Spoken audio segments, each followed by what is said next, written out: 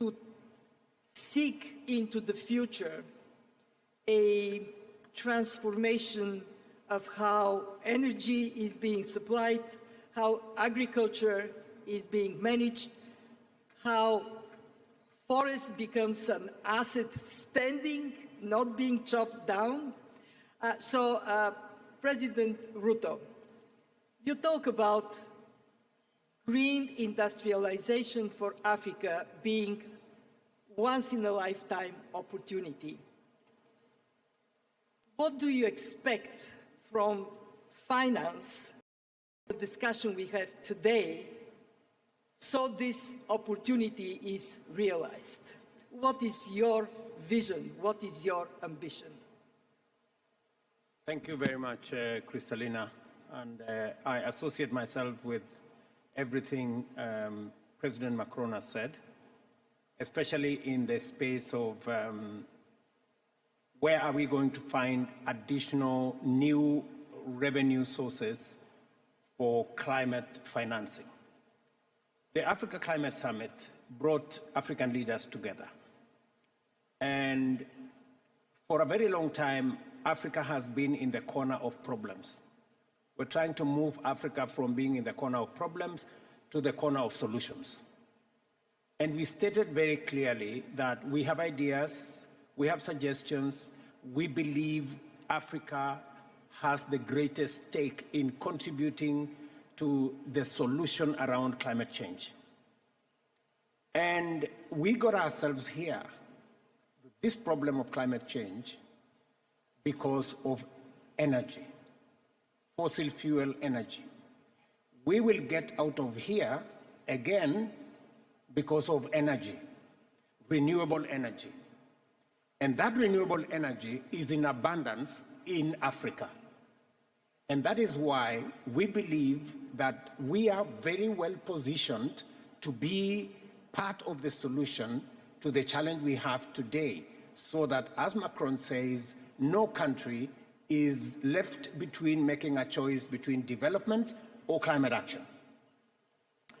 So we made a conscious proposition in the Africa Climate Summit. Number one, we said we are positioning Africa with our assets, that Africa has huge potential. We have 60% of the world's renewable energy. We have 40% of the world's minerals that can be used for transition. We have the largest, maybe 2/3 of the world's uncultivated arable land. We have the world's youngest population. So we have real assets that we can bring to the table to solve the problem of climate change and to solve the problem of development.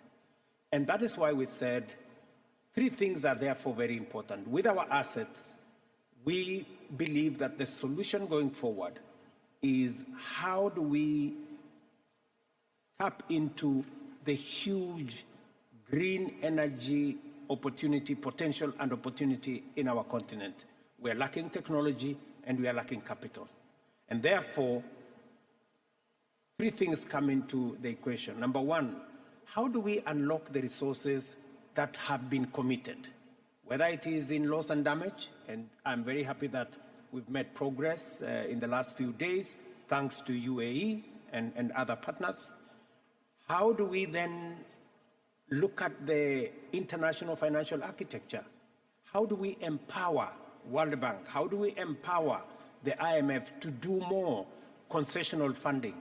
How do we reorganize their governance so that those countries that did not exist, many of them in Africa, when the IMF and the World Bank were brought into being, how do we get them to have a say?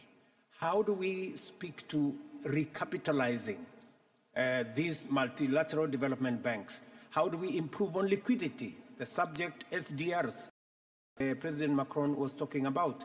How do we deal with the real issue of exaggerated risk that is destroying African governments? You know, how do we de-risk African investments? And how do we bring on board finances from the private sector? And therefore, ultimately we came down to green industrialization is a big opportunity. Big opportunity, why? Because we have the green energy. We have the green raw materials, whether it is bauxite, whether it is steel, whether it is iron ore. We can export very many green products out of Africa, whether we are talking about bauxite, aluminium, steel, green products to Europe in terms of food products. So Africa has the potential. We have the opportunity. We have everything that we need to power our green industrialization. And that is the reason why we are very clear about what is lacking. That is climate finance. And that is why we are willing to go all the way to the launch we are going to make in this COP of a new framework, what we called in Nairobi a new global financing charter. We're going to have a global financing framework according to UAE, and we are going to have here another framework aligned, synergized, so that by next COP we will have a new financial pact that brings on board resources. How do we collect additional resources? Is it tax? Is it carbon pricing? How do we leverage on carbon markets? How do we bring into the equation all the issues around natural carbon sinks, whether they are our forests, whether they are our peatlands, and majority of these are in the part of the continent we come from. So we believe that Africa can make a huge contribution with our assets if we were to agree on how financing can be obtained, and we are ready and willing to play our part, including making a contribution in the new financing framework. Excellent. Thank you very much.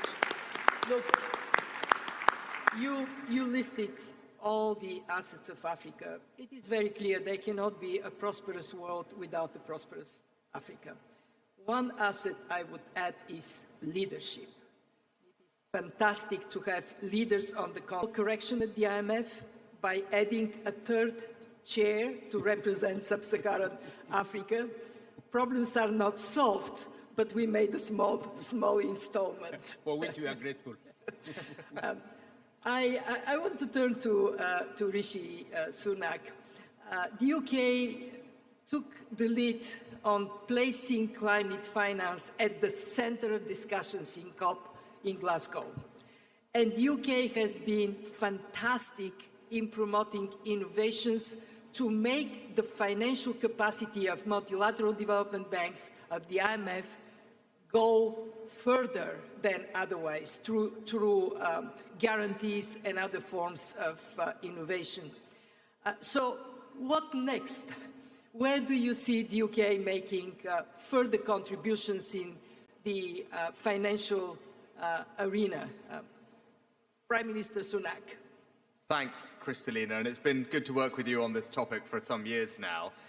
I guess let me start by saying that I recognize the frustrations about the limits of development and climate finance, right? If you look at it, developing countries pay 5 times more to borrow on private capital markets.